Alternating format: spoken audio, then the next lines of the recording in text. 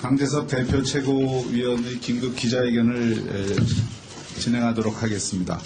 그럼 먼저 강재섭 대표위원님께서 기자 회견문을 낭독하시겠습니다.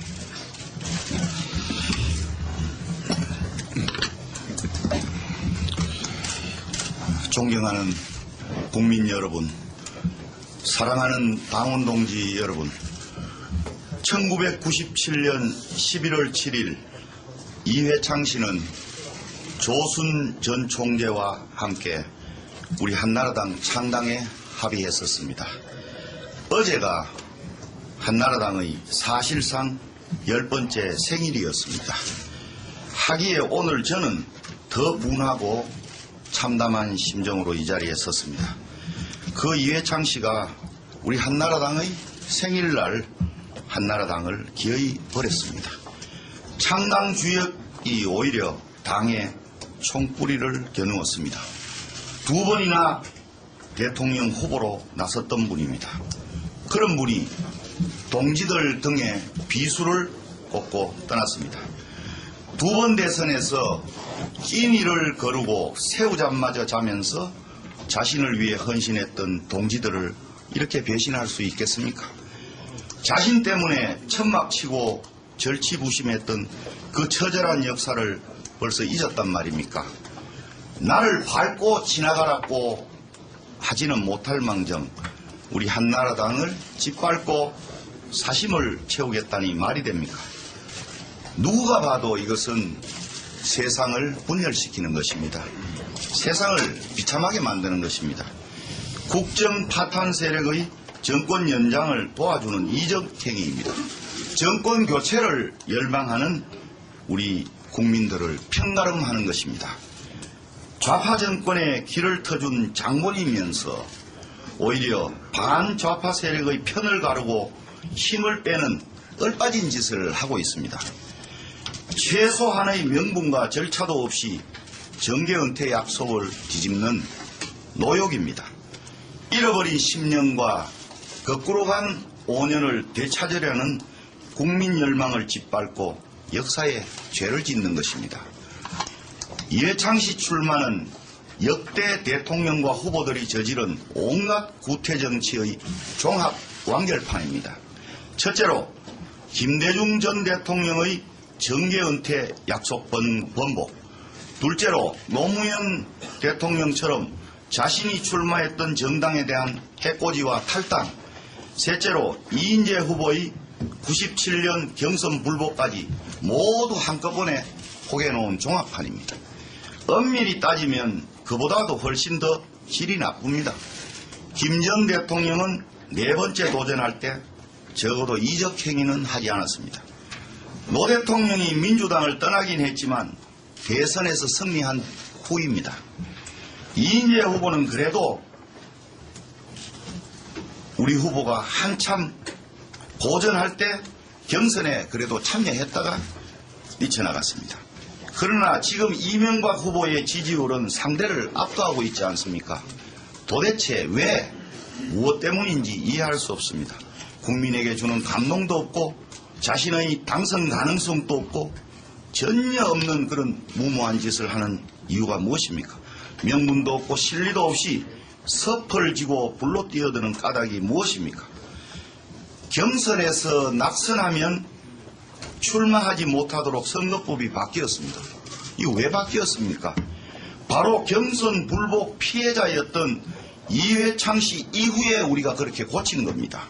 다시는 그런 일이 있어서는 안 되겠다고 해서 우리가 고친 겁니다. 그 입법 취지를 헤아리면 평당은 또 예가 아닙니다.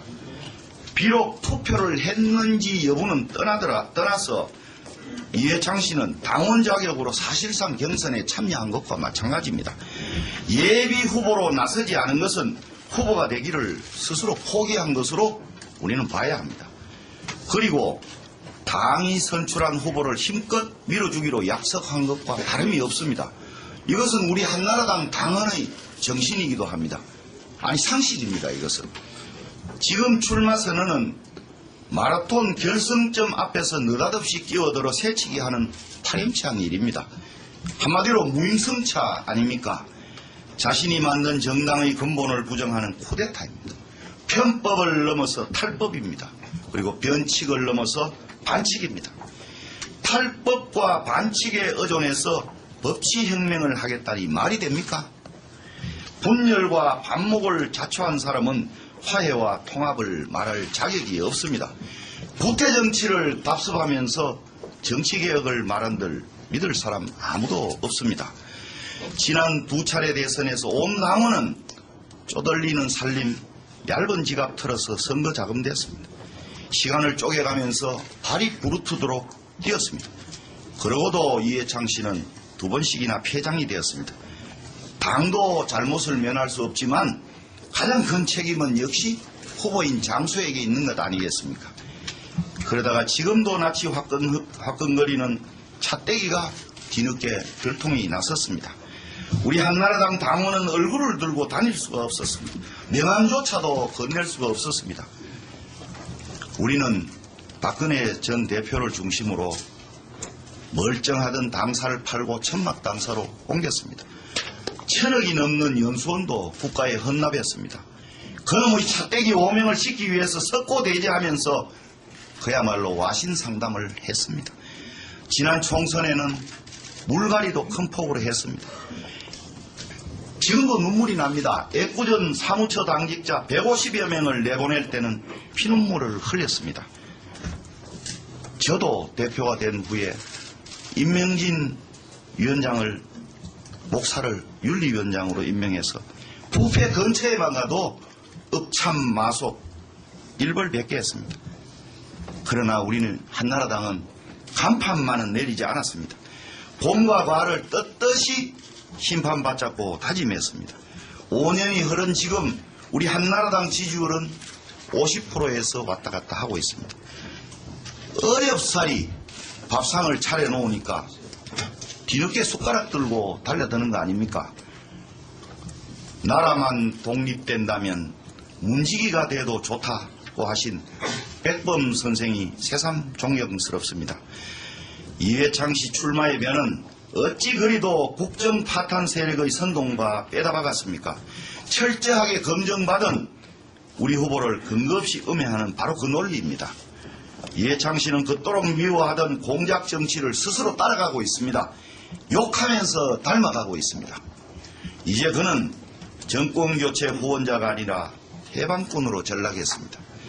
버팀목이 아니라 디딤돌이 아니라 걸림돌로 바뀌었습니다. 순천자는 흥하고 역천자는 망하기 마련입니다. 사랑하는 당원 동지 여러분, 이제 우리는 더 굳게 뭉쳐야 합니다. 지금 우리에겐 뺄셈이 아니라 더셈, 나아가서 곱셈의 정치가 절실합니다. 새는 날개가 2개라야 날고 수레는 바퀴가 2개라야 굴러갑니다. 2날개가 무엇인지 2바퀴가 무엇인지는 제가 설명 안 해도 다 압니다. 이명박 후보, 박근혜 전 대표, 그리고 우리 모두가 다 단합해야 합니다. 이명박 후보의 한반도 대운하처럼 우리 한나라당에도 마음의 대운하가 절실합니다. 대운하의 물길처럼 온 당원 마음도 하나로 이어져 소통되어야 합니다. 모두가 이명박 후보를 도구로 써서 대선 승리라는 같은 꿈을 이루고 일사불란하게 뛰어야 합니다. 물리적 결합이 아니라 화학적 융합이 되어야 합니다. 위기를 기회로 만들 수 있다고 저는 확신합니다. 우리는 경선도 멋지게 치르고 우리에겐 저력이 있습니다. 국민 여러분께 호소합니다. 우리는 반드시 이 위기를 기회로 만들겠습니다.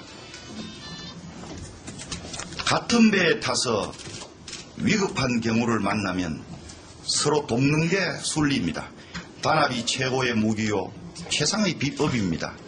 만에 하나 이회창 씨와 내통하는 인사가 당내에 있다면 해당 행위자로 단호히 대처할 것입니다. 요사이 느닷없이 당권 대권 분리 얘기가 나옵니다. 제가 알아보니까 어느 쪽도 그 문제를 가지고 이슈를 만들고 있지는 않다고 봅니다. 박 전 대표가 계실 때 온 당원의 뜻을 담아서 당헌을 만들고 그 정신에 따라서 박 전 대표가 살신성인의 자세로 대표직을 일찍 내놓고 조기 퇴진했습니다.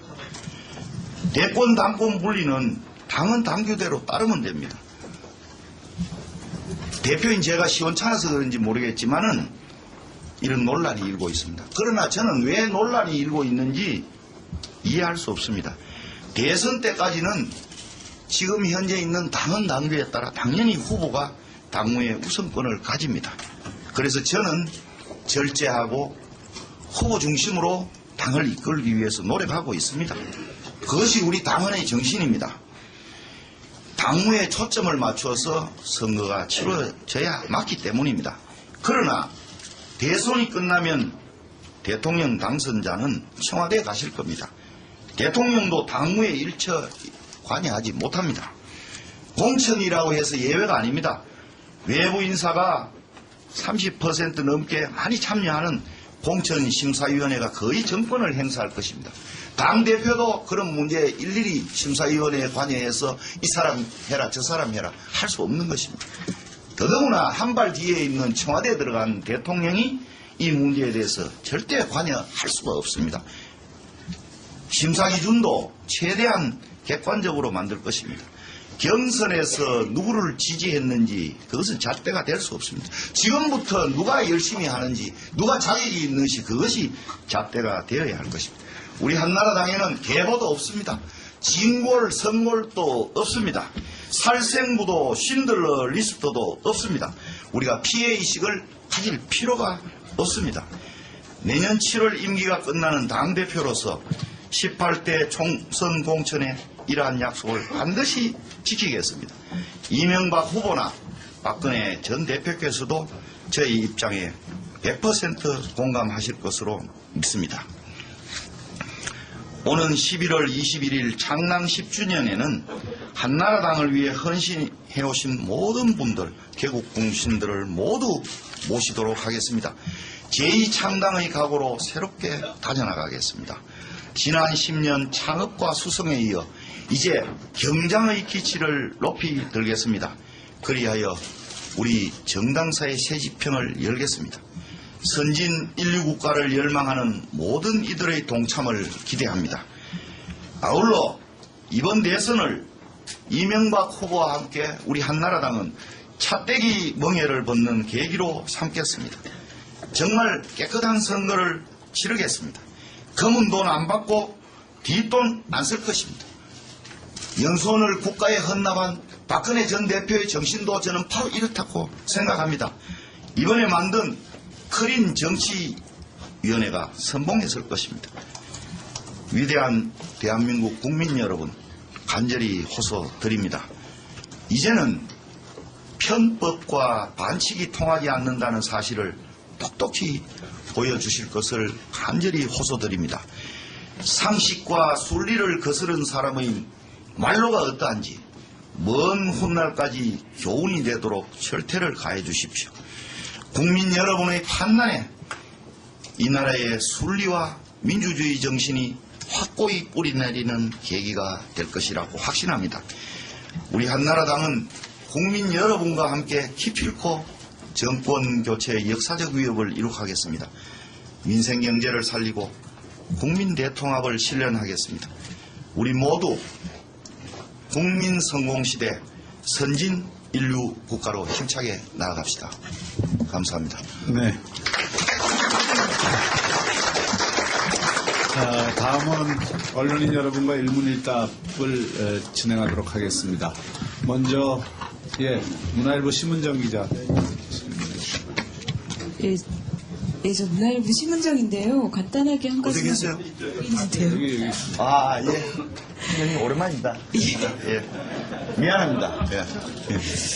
예. 저기 만에 하나 이해찬 씨와 내통한 인사가 있다면 해당 이사로 단호히 대처할 것이라고 말씀하셨는데요. 울려서 잘 안 들리는데. 이해찬 씨와 내통하는 자가 있으면 예. 단호히 해당 행위자로 단호히 대처할 것이라고 말씀하셨는데요. 예. 오늘 그 지금 창 총재 측이나 아니면 당내 일각에서도 사실 창 총재 지지율이 이 후보보다 월등히 앞설 경우 사실은 어쩔 수 없이 당에서도 창 총재를 지지할 수밖에 없지 않겠느냐라는 사실 그런 희망을 갖고 있는데요. 만약에 이 대표님이 오늘 하신 말씀이 창 총재 지지율이 높아지더라도 여전히 유효한 것인지 그 부분을 좀 명확하게 해주십시오. 제가 이제 이회창 전 총재라고 부르지 않고 오늘부터 이회창 씨라고 제가 불렀습니다. 그럼 저의 마음의 결의가 얼마만큼 단호하냐 하는 것을 아실 겁니다. 그리고 이회창 전 총재가 아니라 이회창 씨의 지지율이 우리 후보보다 높다 하는 그런 것은 공상과학 만화 소설에나 나올 얘기이지 그런 일은 없다고 생각합니다. 그래서 별로 답변을 할 수가 없네요. 그 문제는. 예. 자, 또 질문 있으시면 질문해 주시기 바랍니다.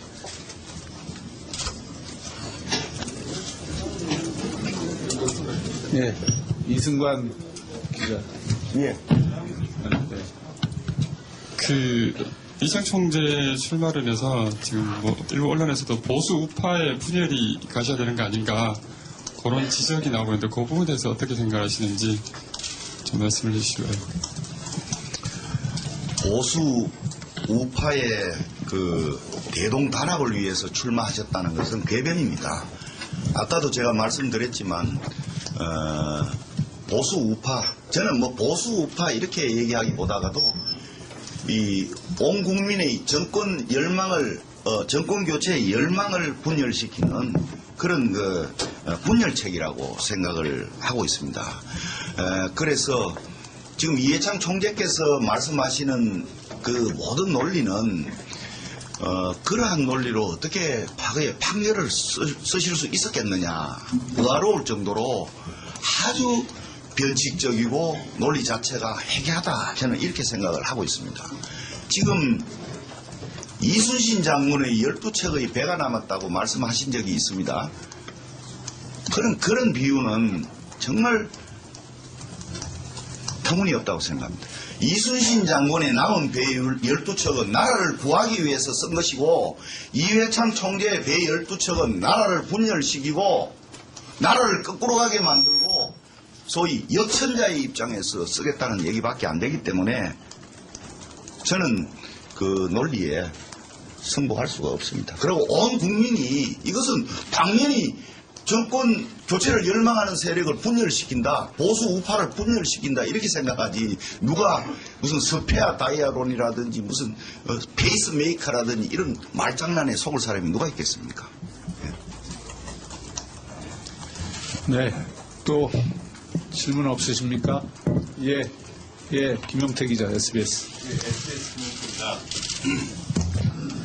그러니까 대표님도 이제 대선 승리를 위해서 당내 화합이 1차 과제라는 인식을 갖고 계신 것 같은데 이제 일부 당내 정치 세력은 이 자리에 안 계신 것 같습니다만 이재호 최고위원의 사퇴를 단합의 선결 조건으로 요구하고 있습니다. 이제 앞으로 당 대표로서 당내 화합, 특히 박근혜 전 대표와 그 측근들을 어떻게 포용해서 나갈 생각이신지 좀 말씀해 주십시오. 박근혜 전 대표께서 큰 정치를 하는 분인데 누구를 내쳐라, 누구를 그만두게 해라 이런 걸 갖고 작은 문제로 얘기하는 분은 아니라고 봅니다. 정권 창출을 하기 위해서 이명박 후보께서 더 포용하고 당을 더 넓게 열린 마음으로 운영해달라 그런 얘기지 구체적으로 누구를 그만두게 해라 이것은 그 측근의 참모들이 무슨 모임에서 그냥 산발적으로 불만을 얘기하는 것이지 그것이 박근혜 전 대표의 진정한 뜻은 아니라고 저는 믿고 있습니다. 그렇게 저는 또 확인이 또 되고 있습니다. 그리고 최고위원의 거취 문제는 선출직이기 때문에 본인이 알아서 할 문제이지 무슨 당대표가 나서서 이렇다 저렇다 할 얘기는 아닙니다. 단지 너무 오버하는 경우에 제가 지난번에 나무래기도 했습니다만은 그래서 본인이 자숙하고 반성하고 본인의 문제는 본인이 알아서 할 것이고 그 정도가 심하고 이러면 저는 그분뿐만 아니고 누구라도 저는 질책할 수 있고 또 화합하게 가야 된다고 생각합니다. 그리고 저는 이미 또 경고를 했습니다. 박근혜 전 대표를 지지하는 분들도 무슨 생일이다 뭐다 하면서 모여서 책임 없는 말을 산발적으로 언론에 흘려서 마치 박 대표 뜻이 그런 것처럼 오해 사는 그런 일은 없도록 하라고 그런 얘기도 했습니다. 저는 균형 감각을 잘 잡고 해서 박 대표 측이나 이명박 후보 측이나 뭐 지금 경선 끝났는데 어느 척 하는 얘기 자체가 제가 부끄럽습니다. 전부 모두 물길 있기처럼 해서 같이 가도록 그렇게 최선을 다하겠습니다. 예. 네, 더 이상 질문 없으십니까? 예, 질문이 없으시면 이상으로 강재섭 대표 최고위원의 기자회견을 모두 마치도록 하겠습니다.